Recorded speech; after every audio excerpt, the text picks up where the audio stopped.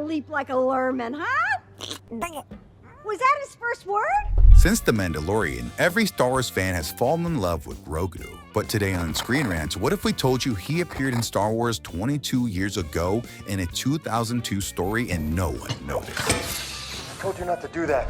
Between 1995 and 2005, Star Wars Tales was a series that focused on letting various artists and storytellers work within the Star Wars timeline. One story, Children of the Force by Jason Hall, has one detail that may spark your interest. You see, this story followed Mace Windu fighting a bounty hunter dead set on kidnapping a baby from the Jedi Temple nursery, and was one child who looks a bit familiar.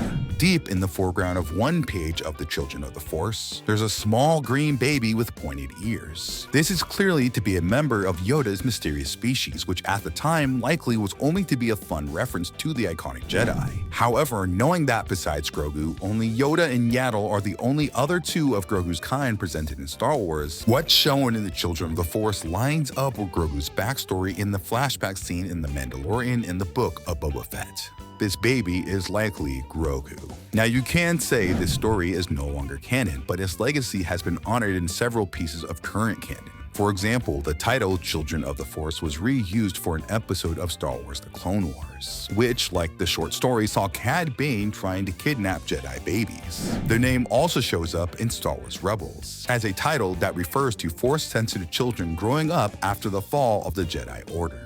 Those like Grogu, Luke Skywalker, and Ezra Bridger, who are all children of the Force, as they all had to navigate growing up in an era where they were in constant danger. So even if this story has been erased from canon, it's played a massive role in establishing the new canon timeline, and could be said is a source of inspiration for Grogu's current story. That's our time venturing through Star Wars history. Thank you for joining us on ScreenRant, and until next time, happy watching.